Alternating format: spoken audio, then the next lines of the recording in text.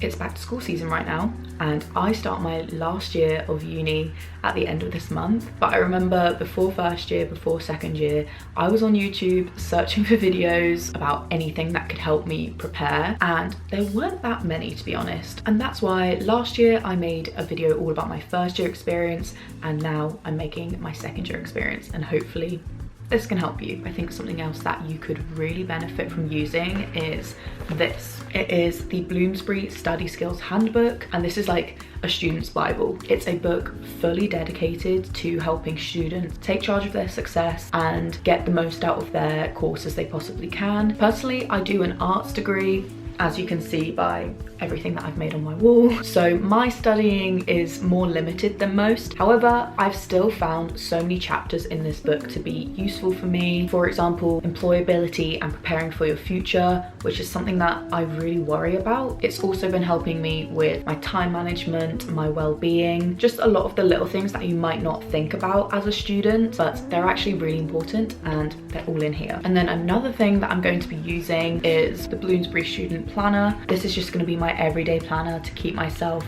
on top of things and stay organized. I honestly feel so much more confident going into my last year of uni, knowing that I've got both of these to help me along the way. And luckily right now there is a 30% sale off of both of these, so it is the perfect time to go and get one for yourself. Thank you to Bloomsbury for sponsoring this video. I actually asked my followers on Instagram if they had any questions about second year, and I've got quite a lot, so please go and get some tea, go and get some coffee or juice. I think this could be a long one. The first kind of question that I got was, what is the main difference between first and second year? I'd say the main difference for me was confidence. First year, I had no idea what I was doing. I felt not confident at all in my abilities. I didn't know where anything was. I didn't know who to ask for help. I just felt very unsettled. But honestly, second year I loved. It was so much fun for me. I didn't realize how much I had learned in first year, and I was able to apply it all to second year, which made it so much easier. Someone else also asked, what's the workload difference? In second year, I actually had less work to do. I think because I knew what my tutors wanted, I didn't have to overwork myself in second year. Because in first year you're so overwhelmed by everything, it just feels like so much more work. I don't think it's going to be the same for third year. I think I'm going to want to do more because it's my last year and I need to make sure that I do really well. If you are on a course that does exams and more essays, then your workload could increase more than mine. I think with your higher confidence, you should just automatically feel less nervous about it all. Someone has also asked, what is my advice for starting university? I think my biggest piece of advice is to prepare. Just make sure you've got your planner, you've got the books that you need, you know where your classrooms are. There's nothing worse than turning up to a lecture late because you don't know where it is,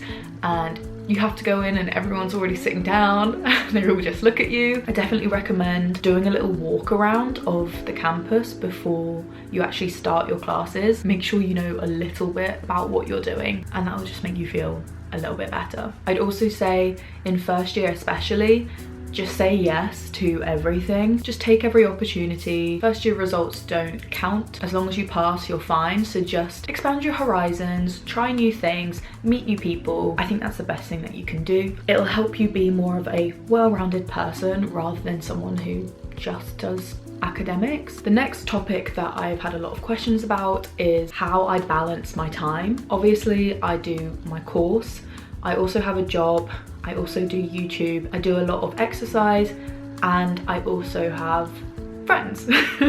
And that's quite a lot of things to balance. And I'm gonna be honest with you, sometimes I don't do it very well. A lot of the time I will burn myself out a little bit and have a few bed rot days. I've said this for the past 2 years that I'm gonna try really hard with YouTube, and I do try. A lot of the time, YouTube is the first thing to kind of take a step back because I do have to prioritize university and my health. A big way that I do try and stay organized is with a planner. I try to organize all of my personal things around my work schedule. I work in a cafe as a barista and my contract is only 15 hours, so usually I just work on the weekends. 5 days during the week I can do my uni work, and then on the weekends I pretty much just dedicate fully to my cafe work and just trying to chill out a little bit, see friends, exercise, all of that. Some people have asked me about like, what hobbies do I have, what do I do? So besides YouTube, I am a very sporty person. I always have been. In first year I tried to do lacrosse. I actually injured myself in the second session, then I just didn't go back to it. So in second year I tried netball out, and the same thing happened. I got injured again, so I again didn't go back to that. So that was me trying to do uni hobbies, which didn't really work out. So instead I started rock climbing. Rock climbing is so fun, and there is like an outdoor society at uni that we might join because they like to do excursions. Manchester is surrounded by a lot of really amazing nature, so yeah, it might be nice to join that. And then this year I've like really gotten into basketball. I have actually just joined a basketball club, so that's something outside of university that I do, but I also want to see what the basketball club at uni is like, because I just love it and I want to do as much of it as possible and find people who also love it. I think those are pretty much my hobbies, apart from reading also, but reading's quite an individual thing that I do. I don't really like to read with people or do book clubs because I like to read what I want when I want. If you have hobbies yourself and there's something that kind of aligns with it at uni, whether that's a society or a sports team, then definitely go try them out. You might not like them like I did, but at least you tried and you're not left wondering if you've missed out on something. And then if you don't find something at uni, don't be afraid to look outside in the surrounding city, especially if you're a mature student like me, because you're more likely to find people your age. Someone asked, what benefits do I see from working alongside my degree besides the money? Personally, I made most of my friends at my job. In first year, I had friends on my course, but we weren't close. But I'd say the majority of my friends I've made through work. I think it's also important for when you leave university to have something else on your CV, like you've actually worked for other people and with other people in a professional environment, and it just gives you like people skills, life skills that you don't really get if you're just sitting in a lecture. Even if it's one day a week, I recommend getting a job, even if you don't need the money. Just do it for the experience. If you can find something that is somewhat related to your course, then I would do that. But I'm a barista. That doesn't really reflect my course at all, but it has got me in contact with a lot of creative people, because creatives tend to work in cafes or bars. I'm honestly so glad that I got a job. It also meant that I didn't have to get a maintenance loan. I can pay for everything without it, so that's less debt for me, which I'm very happy about because I'm already in too much. Moving on to friends. A lot of people asked, how do you make friends in second year? I'd say it's easier in first year to make friends because everyone's new and everyone's trying to make friends. In second year, a lot of people already have their friendship groups, but that doesn't mean you can't go and say hi to someone, sit with them whilst you're doing your work. I think you should join clubs, get a job. If you're still struggling, then you could try making friends online. You could join like one of the university Facebook pages and seek out people who are like you, or you can even use, I think Bumble's got a feature which is just like for making friends. Do things that you enjoy and go to places that you like, and don't be afraid to approach people. It's not going to sound as weird as you think it will, and the worst thing that they can say is no. I think if you do want to make friends, you have to pretend to be confident. Another question was, how do you deal with FOMO when you see all of your friends going out? They were saying that they don't like going out themselves. I think if you're feeling FOMO, it can sometimes mean that you do want to go, and if you are stopping yourself from doing these things because you think it's not something you'd enjoy, then I think you should try to go next time. And if you don't like it, then that's fine. Just try and make the time that you have alone really special. So if all of your friends are going out on the Friday night, have yourself a little Friday night in, you know, maybe get yourself like a nice dinner or a takeaway, get yourself a face mask and watch a movie by yourself. Don't be scrolling on TikTok whilst everyone else is out partying. I love being alone. I love doing my own thing. I love sitting in my bed and watching a movie, and there's nothing wrong with that. If that's what you like, like, then that's what you like. Maybe try and make more friends who enjoy doing the same things as you, and then you can do those things together. Moving on to accommodation questions. I had a question about what it's like being in a front-facing bedroom. My bedroom last year and this year is in the front room of a house facing onto the road. A lot of student houses have the old living room made into another bedroom. I think some people can feel super uncomfortable about that because people can see into your room easier. So you just need to be a bit more vigilant, like with your curtains. Just when you leave the house, close your curtains and don't leave any valuables on show, like a laptop. You don't want to encourage anyone to break in. This year I am thinking of getting some window decals, like fake stained glass. It doesn't block all of the light out, make sure people can't see in. It's also non-adhesive, so it's not like your landlord is going to shout at you for having it, because it won't actually affect the windows at all. A lot of the questions were about how easy is it to find accommodation. It depends what you want, how many people you're living with, what's your budget. For us, it was super easy to find.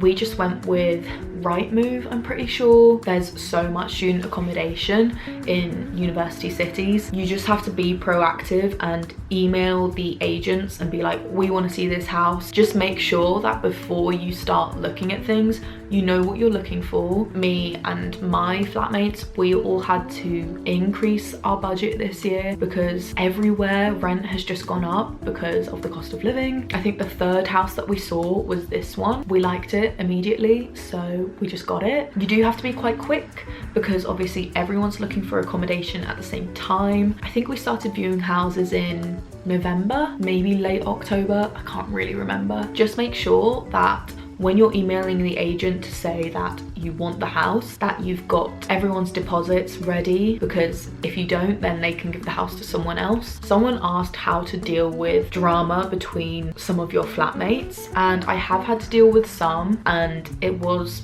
pretty hard, to be honest. At the start of summer, a couple of my flatmates fell out, and I did end up having to kind of be the person to sort everything out, and it was a lot of stress. It was emotionally draining, so yeah, it's not great, to be honest. But what did help me was speaking to the university. I contacted the counsellors, then they got in contact with one of the girls, got her to come in for a counselling session, and they were able to start the process of kind of making it all better. And if it gets to the point where it's really making you upset, then you should just remove yourself from the situation completely and let them deal with it themselves, because it's not fair to you to make your life miserable. That's why I definitely recommend making friends outside of your house as well as within your house, because if something goes wrong in your accommodation, you've still got other places to go and be with friends to kind of escape what's going on at home. I think that's really important. Someone asked me if I have started doing anything to prepare for when I graduate. During second year, I didn't really do anything apart from making sure I do my work. But in the summer between second year and third year, I have done an internship at a marketing company for esports and sports. And like I said before, I love sports. I don't know anything about esports, but it was interesting to learn. And I got that internship through my boss actually at work. That is definitely where networking comes in handy. I don't necessarily want to do marketing or advertising, but I wasn't sure if that's maybe something I'd want to do, so that's why I tried it. I think I'm probably going to just be freelancing once I graduate, but I'm glad I've got something on my CV that is to do with the industry, so it shows I have some type of experience if I do want to go for a job like that. I think also in third year, my course does a lot of preparation for when you graduate. For example, getting your portfolio together. There's also a lot of talks outside of your course that you can go to prepare for your future. You just have to be aware of what's going on at your university and make the most of those opportunities. For an arts course specifically, I think it's really good to try and follow the people in the year above you on Instagram or any other social media. Right now, I'm seeing all of them and what they're doing after university, and if they're doing something that I like the look of, I'll just reach out to them and be like, hey, how did you get to do this? Honestly, otherwise I haven't done anything else. I have been thinking a little bit about what I want to do, and it does involve some traveling. I just want to experience as much of the world as I can. Now for some Manchester specific recommendations. Someone asked for some quiet places in Manchester. I would say Chapter One Books. That's a cafe, but it's also fine to just work in there or read a book. I also love Manchester Library. It's beautiful inside and out. Other recommendations. I'm kind of boring and I tend to stick to the Northern Quarter and Ancoats because that's where my work is and that's where all of my friends go out. Where I work, which is Feel Good Club, we put on a lot of events and those can be really fun, so I'll sometimes go to them. I haven't been out in a while, to be honest, but if I do go out, I'll probably be going to Lost Cat or Night and Day. I like Stevenson Square. I also just love going to the cinema, so I go to the one in Printworks, but my favourite one is Home Cinema, and that's more like a independent cinema and they put on more kind of artsy films. I also recommend going out into nature. I went down to like where Mam Tor is and we climbed Jacob's Ladder and that was just amazing and beautiful. I definitely recommend that you follow Eat Manchester, and that is purely for restaurants, bars, cafes, recommendations of where to go. And then if you also follow Manchester's Finest, that's food, bars, etc., but also including culture and events. I think really you just have to kind of keep an eye out at billboards and posters in the city because there will be some for like art festivals, any musicians coming on tour, because Manchester is obviously like a big stop on a tour. Chapel Roan's actually coming this Friday and I'm so sad because I never got tickets, but all of my friends are going to see her. It's fine, it's fine. I have made a video of all of my favorite cafes in Manchester, but I think I'm gonna start making some more to help you guys out. Overall, I really think second year was my favorite year so far. Out of the 2 years that I've been here, I just felt so much more confident in myself and my abilities, and I think that just comes with time. I really hope that this video helped you out. If you still need a little bit more help, then definitely check out my first year review video and also the Bloomsbury Study Skills Handbook and the Student Planner. If you have any more questions, leave them in the comment section and I will see you in my next video.